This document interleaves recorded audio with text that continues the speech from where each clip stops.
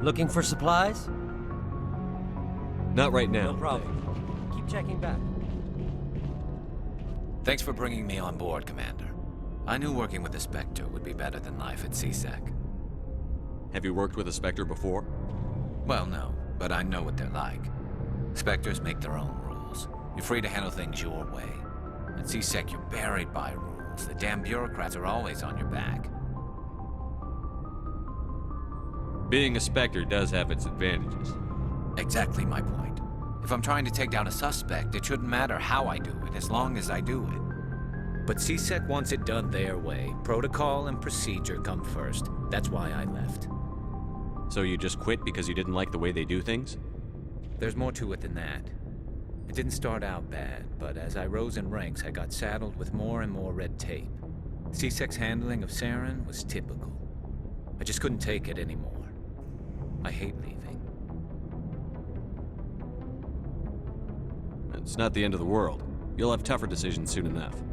Yeah, I suppose you're right. Either way, I plan to make the most of this. And without CSEC headquarters looking over my shoulder, well, maybe I can get the job done my way for a change.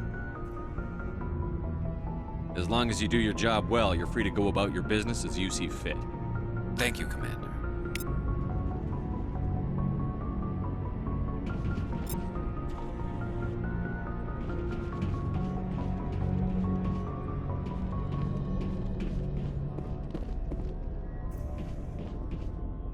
Commander?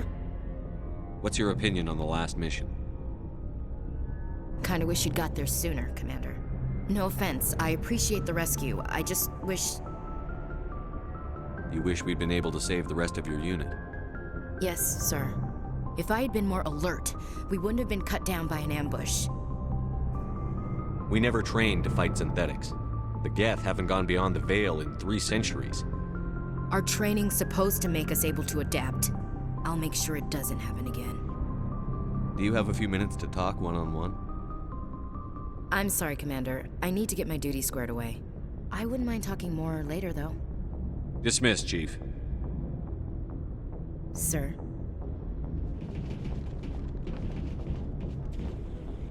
Nice ship you've got, Shepard. What can I do for you? What's your story, Rex? There's no story. Go ask the Quarian if you want stories. You Krogan lived for centuries. Don't tell me you haven't had a few interesting adventures. Well, there was this one time the Turians almost wiped out our entire race.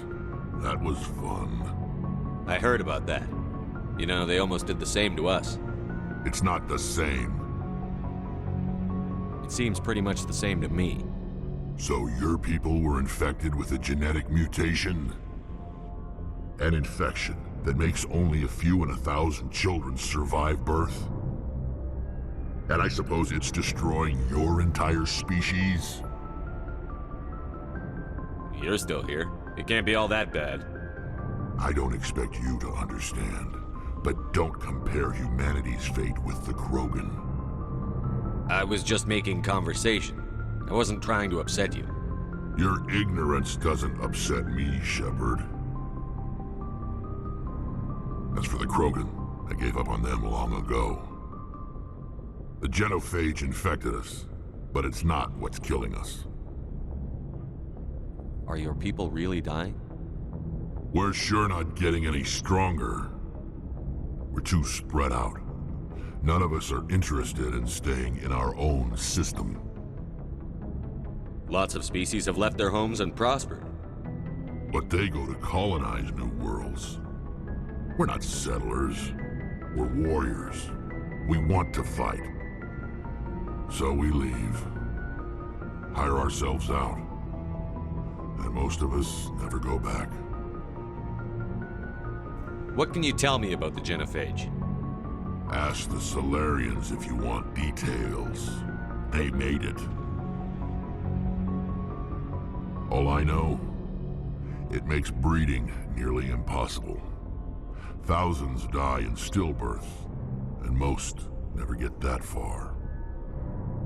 Every Krogan is infected, every one, and no one's rushing to find a cure.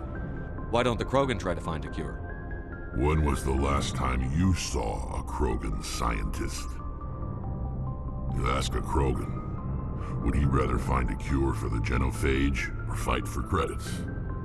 He'll choose fighting every time. It's just who we are, Shepard. I can't change that. Nobody can. So long, Rex. Shepard.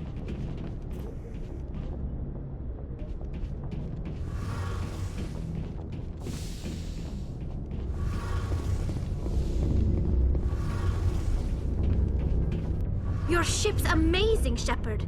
I've never seen a drive core like this before. I can't believe you were able to fit it into a ship this small. I'm starting to understand why you humans have been so successful. I had no idea Alliance vessels were so advanced. The Normandy's a prototype. Cutting-edge technology. A month ago, I was patching a makeshift fuel line into a converted tug ship in the flotilla. Now, I'm sitting on board one of the most advanced vessels in Citadel space. I have to thank you again for bringing me along. Traveling on a vessel like this is a dream come true for me. I had no idea you found ship technology so interesting. It comes with being a Quarian. The migrant fleet is the key to the survival of my people. Ships are our most valuable resource. But we don't have anything like this. We make do with cast-offs and second-hand equipment. We just try to keep them running for as long as we can.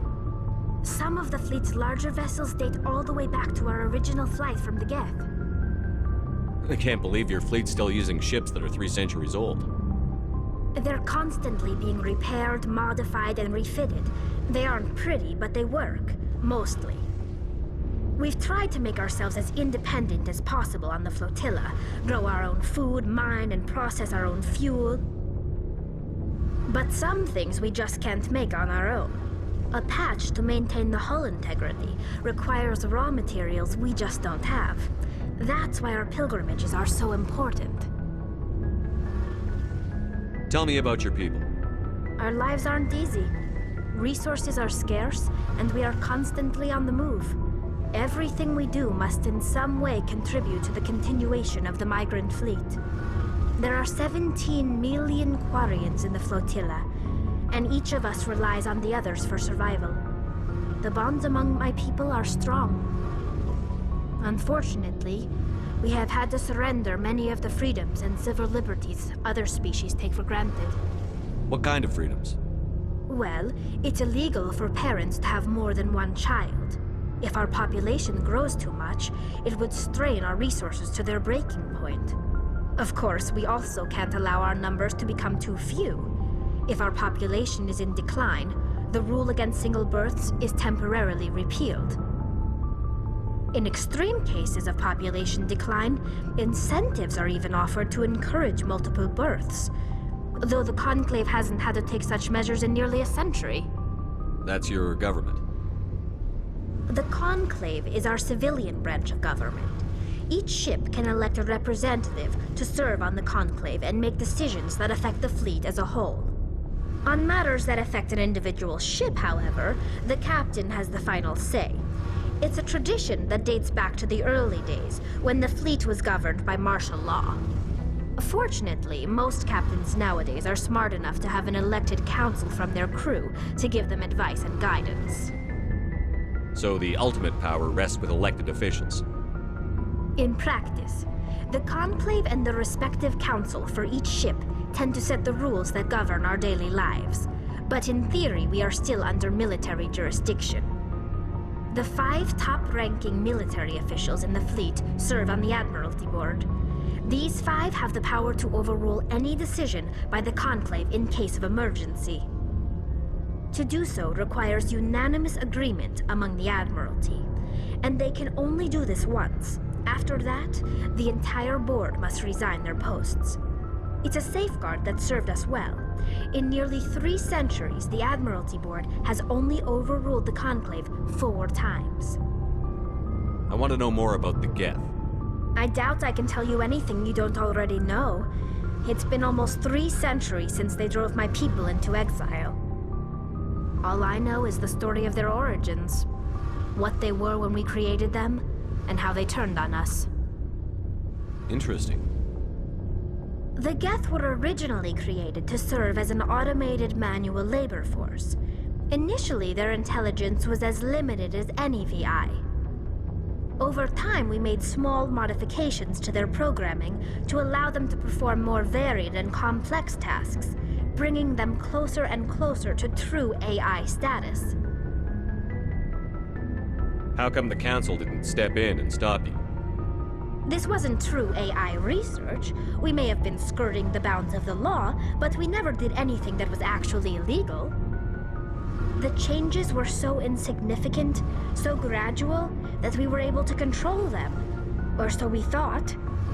But one thing we underestimated was the power of the neural network. A million Geth thinking simultaneously created an inherently unstable matrix. So, the Geth share brain power? Many of the Geth's logic systems were designed to work in concert with other nearby Geth. Basically, the more of them you have in a group, the smarter they are. So there's some sort of group consciousness? No, nothing like that. They cannot share sensory data or information. Their programming cannot handle that much simultaneous input. Each Geth maintains an individual awareness and identity. The neural network only operates on a process-based level. It's basically the synthetic equivalent of a subconscious. But when they're in close proximity, they can coordinate low-level functional processes, freeing up more capacity for original or independent thought. That doesn't make any sense. I'm probably oversimplifying. The Geth are incredibly advanced and complex creations. All you need to know is that they get smarter when they gather in large numbers. As we built more and more Geth, their effective intelligence became more sophisticated, more abstract. One day, a Geth began to ask its Quarian overseer questions about the nature of its existence. Am I alive? Why am I here? What is my purpose? As you can imagine, this caused a near panic among my people. I don't see what's so bad about those questions. The Geth were created to engage in mundane, repetitive, or dangerous manual labor. That's fine for machines, but it won't satisfy a sentient being for long. The Geth were showing signs of rudimentary self-awareness and independent thought. If the Geth were intelligent, then we were essentially using them as slaves. It was inevitable the newly sentient Geth would rebel against their situation. We knew they would rise up against us, so we acted first.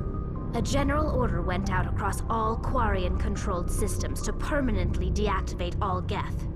The Geth responded to this order violently. You can't blame them for fighting for their survival. We had no other choice. The Geth were already on the verge of revolution. By acting quickly, we had a chance to end the war before it began. The hope was that most of the Geth would still be little more than machines, incapable of organized resistance. But they had progressed much further than anyone anticipated. The war was long and bloody.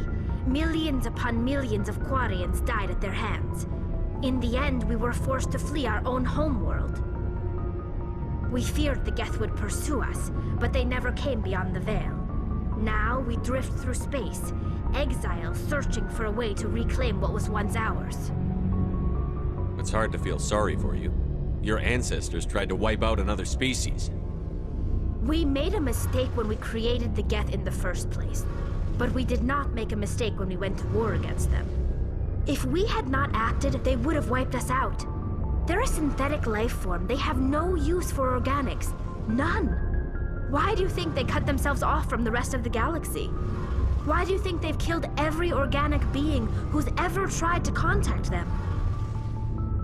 They didn't kill Saren. What does that tell you? The Geth are not innocent victims in all this. They're the enemy. They want to destroy us. Not just the Quarians. All organic life. That's why they've joined up with Saren. And that's why we have to stop him. I want to know more. All I know is the story of their origin. Like what? I want to know more about the pilgrimage.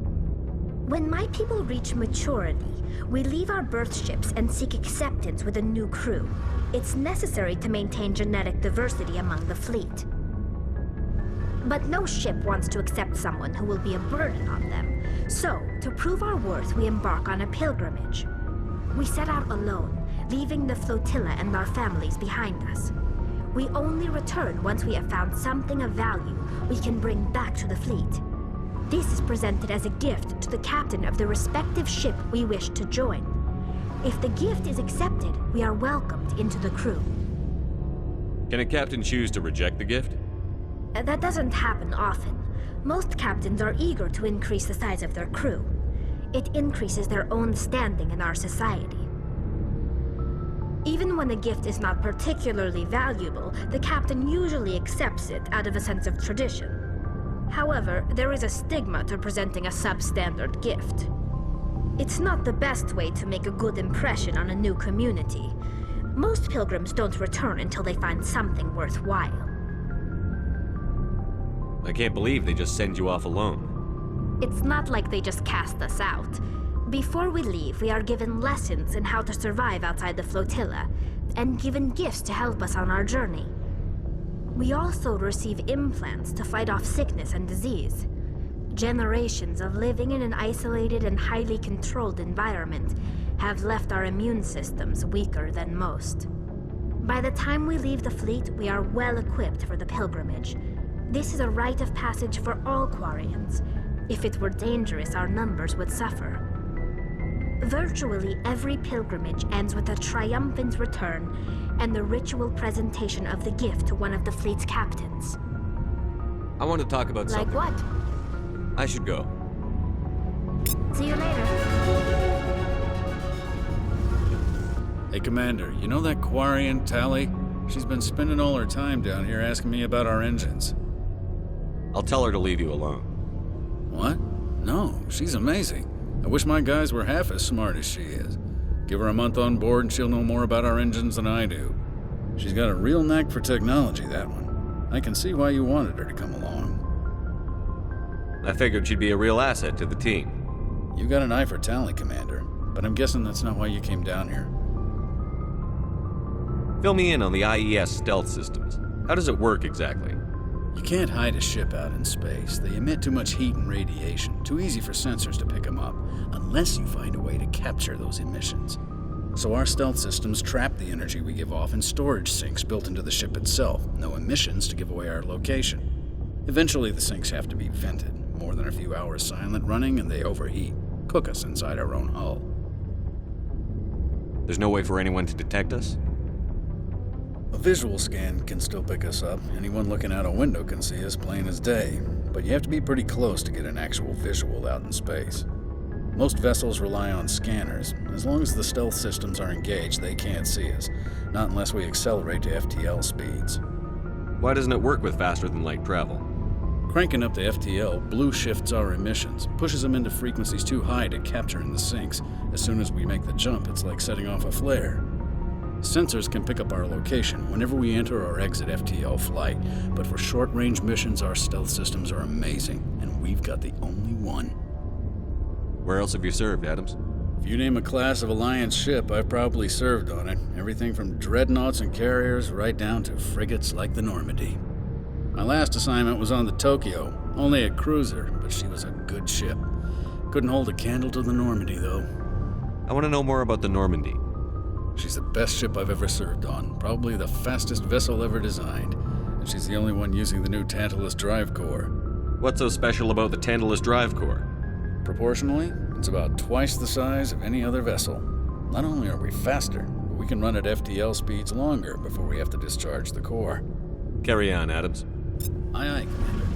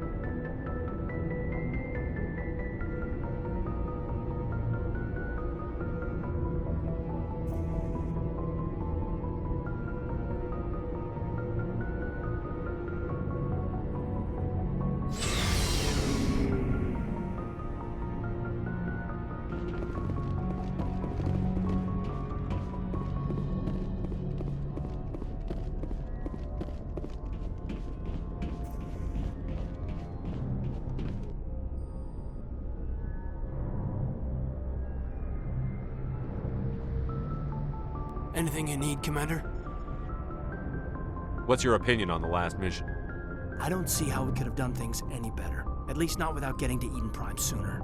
And we were on the scene faster than any other Alliance ship could have been. Just trying to get a sense of where the crew's at. Thoughts? I've wasted enough of your time for now, Commander. We'll have time for personal debriefings later. We'll talk another time, Lieutenant. Commander? Anything you need, Commander? We'll talk another time, Lieutenant. Commander?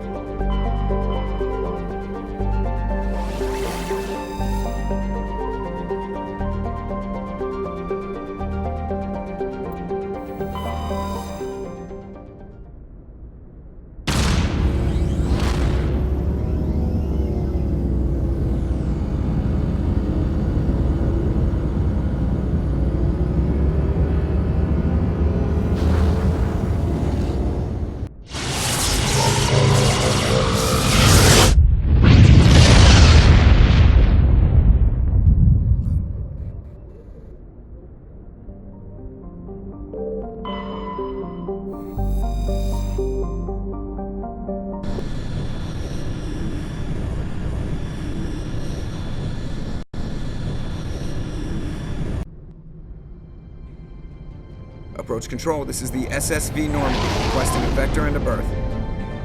Normandy, your arrival was not scheduled. Our defense grid is armed and tracking you. State your business. Citadel business. We got a Council Spectre aboard. Planning access granted, Normandy. Be advised, we will be confirming identification on arrival. If confirmation cannot be established, your vessel will be impounded. What a fun bunch. I think I'll take my next leave here.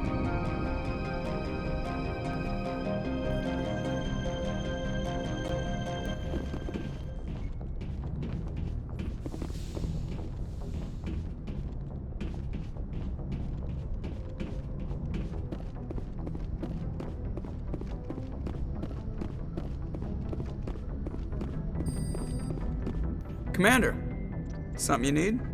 I have to go. All right, see ya.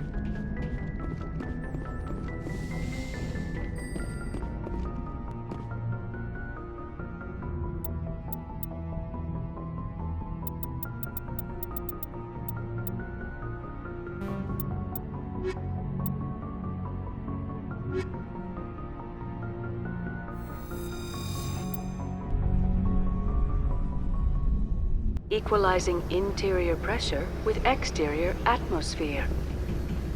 Logged. The commanding officer is ashore. Exo Presley has the deck.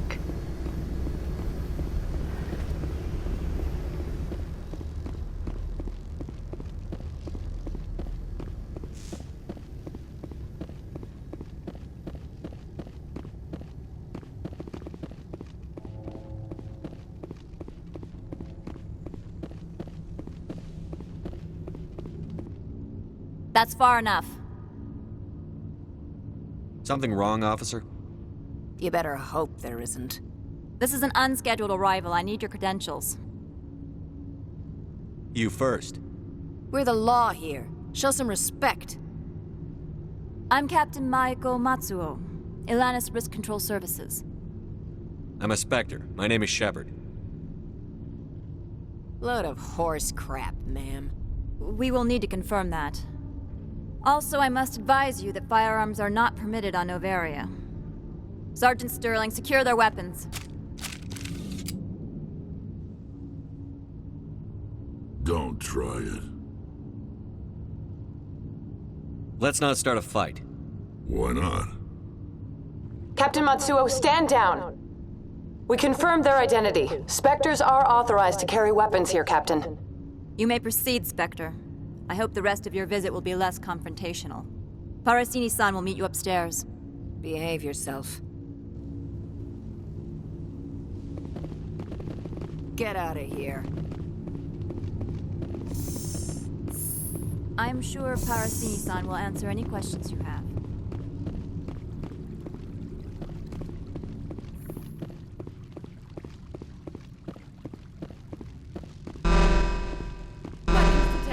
Don't mind the alarms.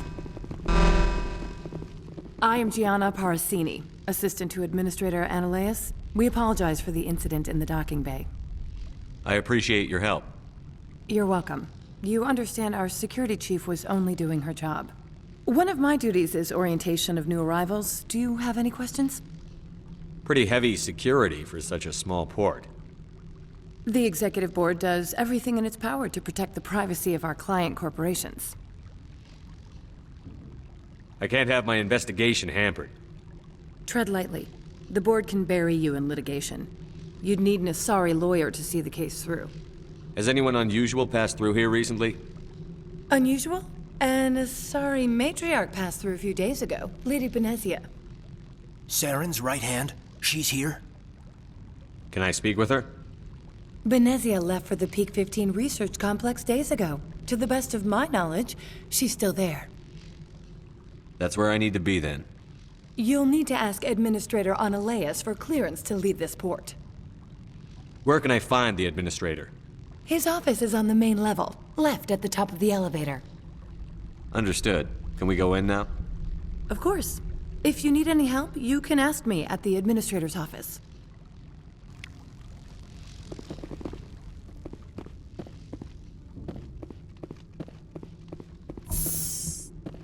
Welcome to Port Hanshan, the galaxy's most respected site for independent scientific research and development.